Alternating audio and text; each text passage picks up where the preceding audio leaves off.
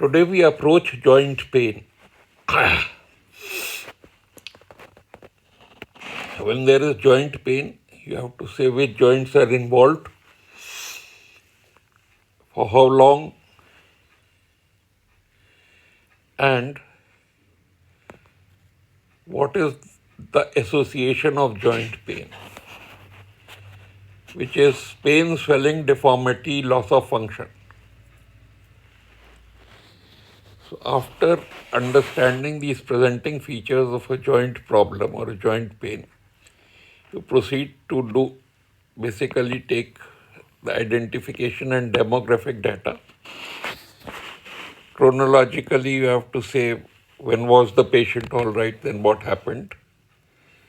And that gives you the symptoms. About each symptom, you take onset, course, duration, treatment, take in response, and present it as present history.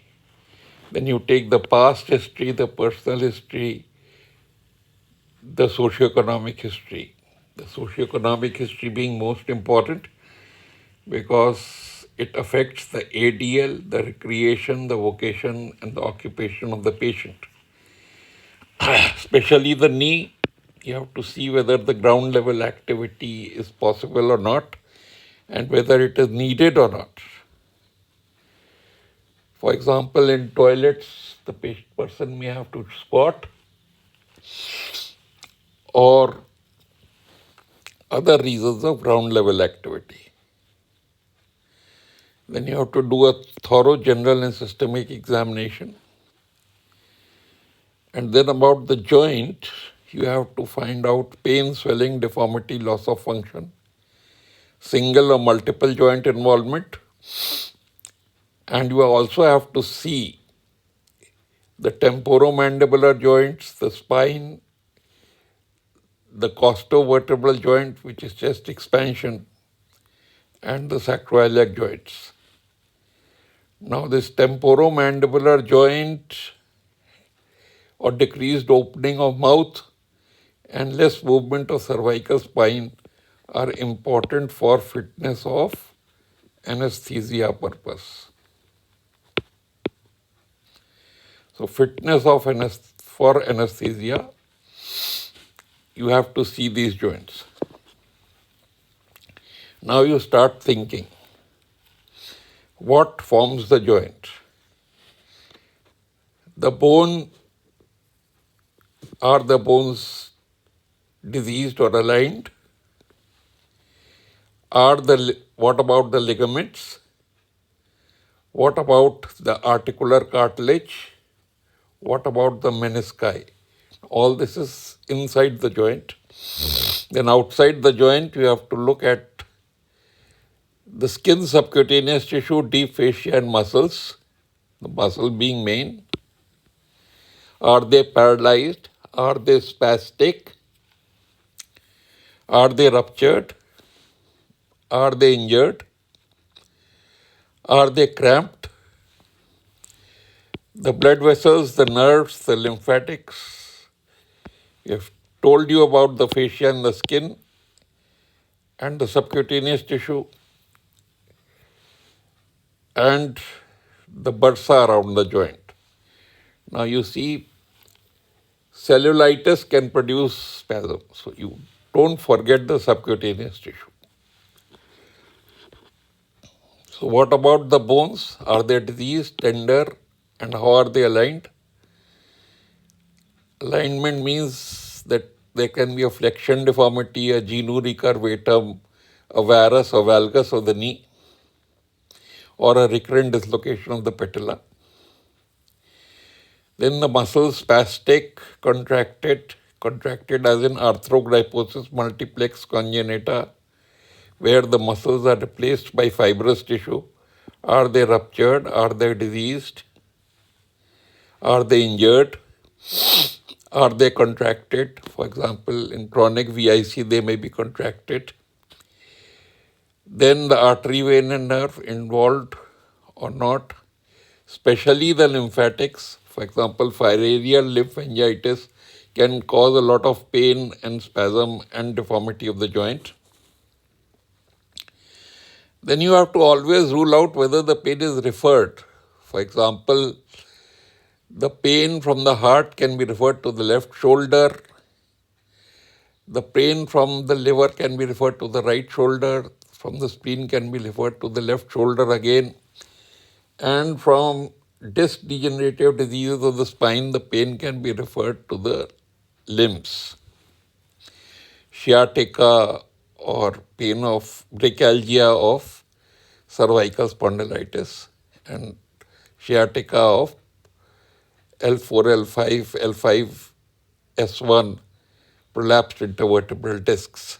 So you have the difference between a referred pain and a localized pain is that local pain causes tenderness, whereas a referred pain is the tenderness is absent. So after seeing around the bones and around the joint, where you also have to look for bursa, semimembranosus, semitendinosus, gracilis, the bursa and serenus on the medial surface of the upper part of tibia can get inflamed. Intrapatellar bursa can get inflamed. So you have to rule out the bursa. So there can be a subpopliteal cyst or a Moran-Baker cyst. So all these bursa also you have to look for. Then you have to look for lax, stiff or tender ligaments. Ligaments are typically tender in ankylosing spondylitis. Then you have to go to the articular cartilage. Articular cartilage, if diseased, presents with painful movement. Night cries, you must have heard of. Then there is muscle spasm, which can cause deformity.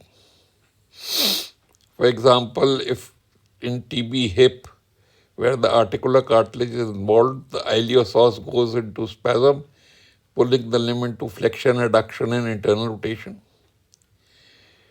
The basic pathology is erosion. Then there is a kissing erosion on the other cartilage. And these two cause the painful movement and spasm. Then the joint surfaces are connected by fibrous tissue so that there is no movement and the attempt to move is painful. This is called as fibrous ankylosis. And then this fibrous tissue may be replaced by bone. When there is no pain, no movement, that is called as bony ankylosis, as seen in adult septic arthritis. Then either traumatic or lot of damage to the joint can cause incongruence of articular surfaces, which is called as subluxation or dislocation.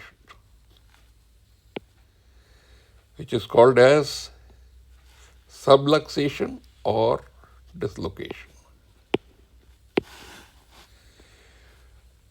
Then we go to the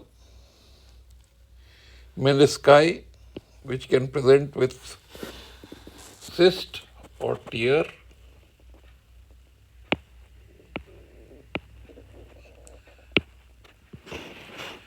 Menisci, which can present with a cyst, lateral meniscal cyst or tear. This swelling will increase with extension. It is on the lateral side of the knee joint line. It will increase with extension, decrease with flexion. There can be a tear where there is history of injury and the joint locks in an abnormal position. Then you look at the synovium, which can have fluid, transudate or exudate, synovial effusion, synovial thickening, hemarthrosis of blood in synovium, buildonodular synovitis or synovioma. These are the conditions of the synovium. So after the diagnosis consists of site, nature, cause, effect, association. So after seeing the site, you go to the nature. Nature, most important, is it referred pain? If the tenderness is absent, it may be referred. If tenderness is present, it is local. Then the nature can be congenital, laxity, or contracture as in case of myodystrophia fetalis. There can be an infection, septic arthritis, or tuberculosis. Tuberculosis can present with synovial involvement, stage 1, ligament involvement, stage 2. Stage 2 is articular cartilage, and the stage 3 is ligament and subluxation. So 1, synovium, second, cartilage, third, ligament or bone. So these are basically the stages of tubercular involvement of joints. Then you look at the immune type of inflammation.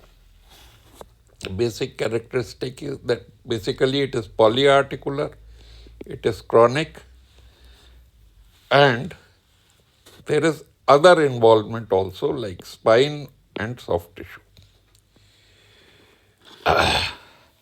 Then it would be degenerative. Degenerative presents at two places: the intervertebral discs, cervical spine or lumbar spine, and the second type of degenerative is osteoarthritis. Then there can be a metabolic involvement of joints, which can be gout or pseudo-gout.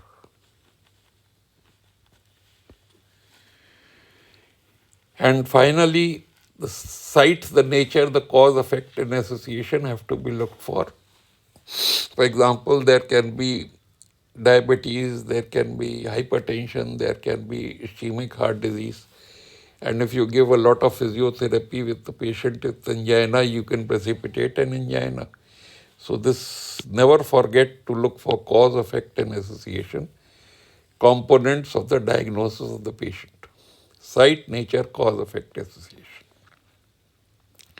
Now we'll understand two basic pathologies which are commonly asked in cases of joint involvement. One is immune articular disease, immune involvement of joint.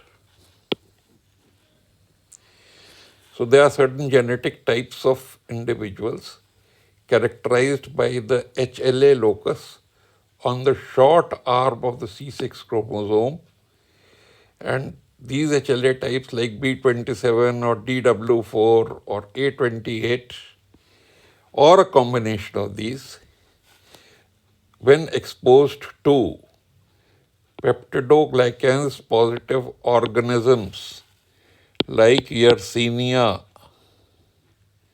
like Shigella,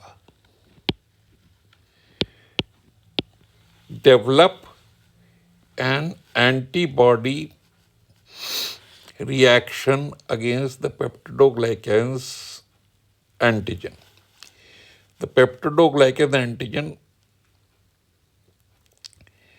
sits on the IL-6, interleukin 6 associated antibody, which has got a FAB piece and a FC piece. The FAB piece is outside the cell membrane and FC piece is inside the cell membrane. Now this FC piece secretes Jackson kinase enzyme, which secretes STATs, and this STATs goes into the nucleus, causing proliferation and activation of the lymphocyte, B lymphocyte, making antibodies.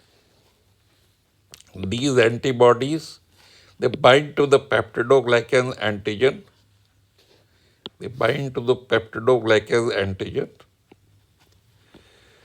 And these antibodies, they deposit either in the soft tissue or in the ligaments or in the synovium. The soft tissue conditions can be variants of ankylosing spondylitis or rheumatoid arthritis. Synovium means rheumatoid arthritis, ligament means ankylosing spondylitis. And soft tissue involvement can be variants of ankylosing spondylitis and rheumatoid arthritis. AS variants are Rieter's disease, enteropathic arthritis, or psoriatic arthritis, and seronegative spondyloarthritis syndrome. Rheumatoid arthritis variants are Sjogren, Kaplan, Felty, and Stills. Sjogren means lacrimal gland and salivary glands. Kaplan means pleura. Felty means hepatosplenomegaly lymphadenopathy in an adult, also called as juvenile rheumatoid arthritis or JRA, and Stills is the same condition in children. So Stills disease. So these are the variants of rheumatoid arthritis, ankylosing spondylitis, and then there are conditions where there are anti-nuclear antibodies and predominant soft tissue involvement, like in systemic lupus erythematosus, polyarthritis nodosa, and giant cell arthritis. So this is the classification of immune articular diseases. Then what is the characteristic? They are recurring and remitting. They are chronic. There can be tenderness in ligamentous involvement, tenderness in ligament involvement, and swollen in synovial involvement. Then there is stiffness and deformity, progressive deformity. Now, in the case of ankylosing spondylitis, a young male is involved. Involvement is young male. From above to below, the temporomandibular joint, the cervical spine, the costovertebral joint causing chest expansion, the sacroiliac joints, at the lower limb asymmetrical involvement are the characteristics of ankylosing spondylitis. Of course, you have to look for variants, and for example, the uveitis, urethritis, arthritis of Rieter syndrome, colitis, ulcerative colitis of enteropathic arthritis, skin involvement, psoriasis for psoriatic arthritis. You have to look for these variants also. Then about the rheumatoid arthritis, symmetrical synovial small joint involving both hands in a fat fertile female of 40, fat fertile fair female of 40, the 5Fs, is the characteristic of rheumatoid arthritis. And the deformities in the hand can be palmar flexion, ulnar deviation of the wrist, Z deformity of the thumb, palmar flexion, ulnar deviation of the MP joints, flexion contracture of the proximal joint, and extension of the distal IP joint, which is called as the Butnier or the buttonhole deformity, and the swan neck deformity, where this joint is straight but this joint is flexed. So this is swan neck deformity are the characteristics of rheumatoid arthritis deformity. Investigation is ESR and C-reactive proteins. HLA can be done, and you can image the joint by a PET scan to identify early inflammation, and by X-rays. Treatment is physiotherapy and observation.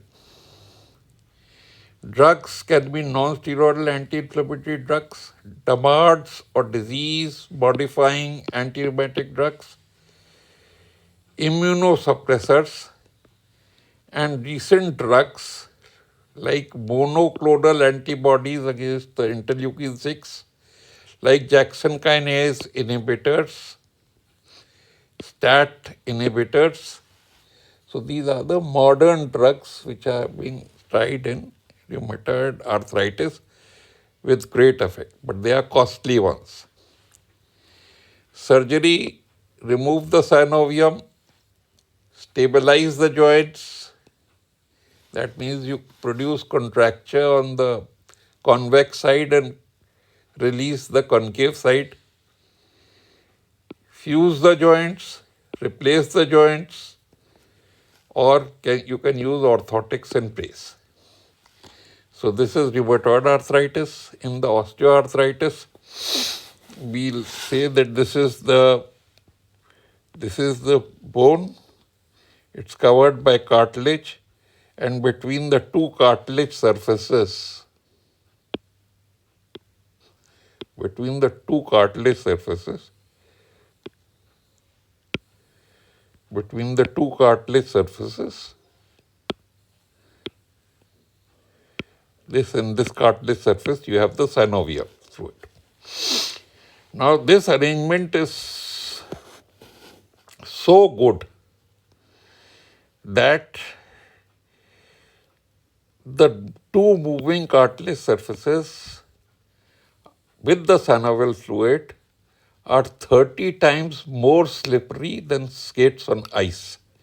So there's a very low coefficient of friction between the two moving surfaces. And this is true with the rapid movement and the slow movement. Now with the rapid movement, the viscosity of the synovial fluid, the viscosity, prevents it from escaping between the two surfaces, and this is called as hydroplaning.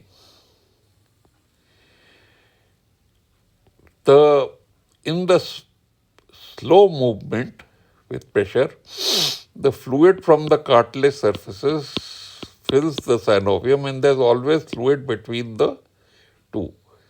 That is called as elasto-hydrodynamic function. It is called as elasto-hydrodynamic function of slow movement.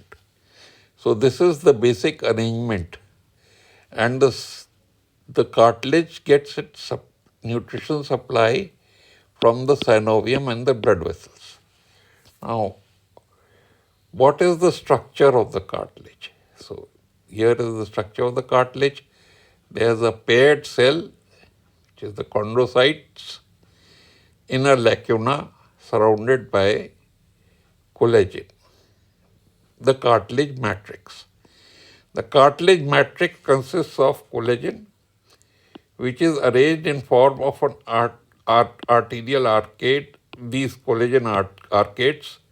This is the collagen type 6, but gradually with age it becomes collagen type 4, which is not so good. And these arcades are more vertical towards the bone and flatter towards the surface.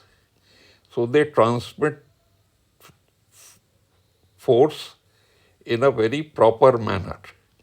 Now between the collagen is the glycosaminoglycans, and basically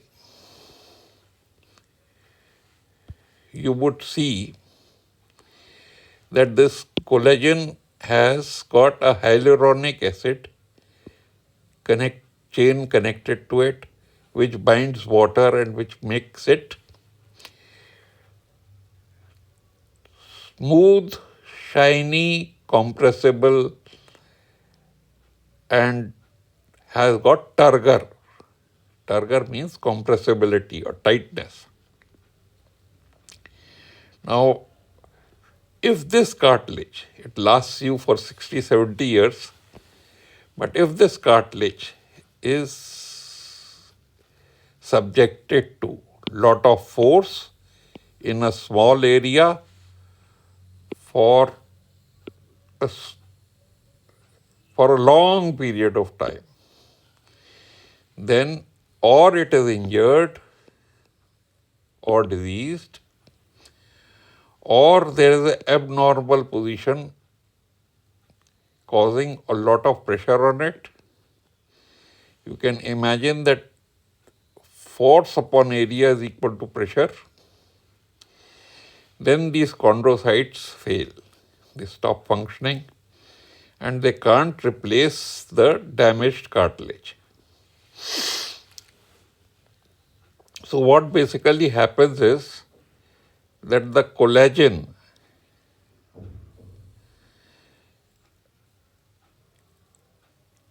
leaves the hyaluronic acid. As hyaluronic acid decreases, water retention capacity of cartilage decreases, the cartilage becomes fibrillar, pale and shrunken, and it is unelastic and it can be rubbed off. When it is rubbed off, it exposes the underlying bone, which is called as evernation. And when rubbed off, it floats in the synovium as detritus, and it can cause further damage to the moving surfaces of the cartilage. So this happens in pressure bearing areas, and when there is direct pressure on the bone, there are microfractures and there can be cyst formation because the trabeculae, instead of being straight like this, they become deranged.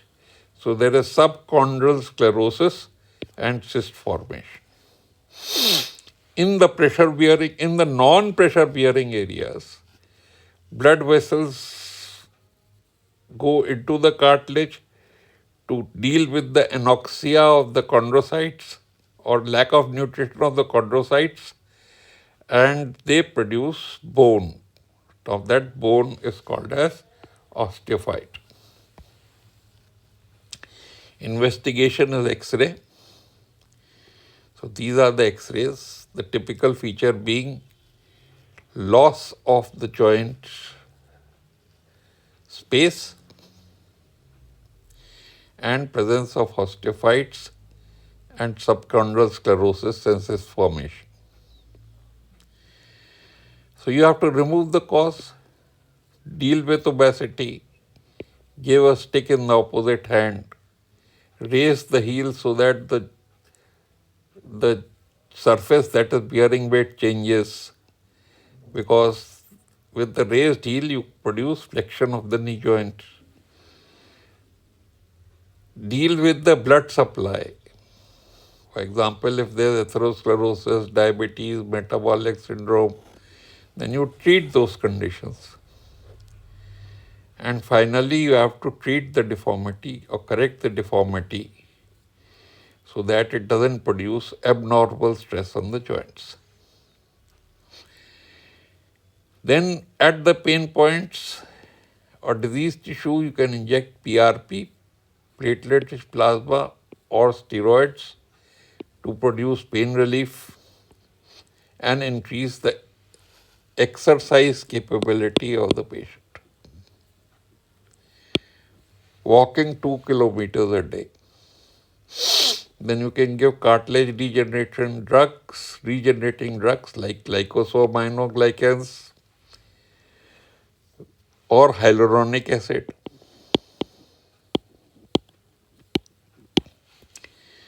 Then you remove the detritus by arthroscopic lavage. You can replace cartilage arthroscopically by chondroplasty, and you correct the deformity by a high tibial osteotomy, valgus osteotomy or a fibulectomy. Finally, you can do a total knee replacement. So this finishes our lecture on joint pain and how to deal with it.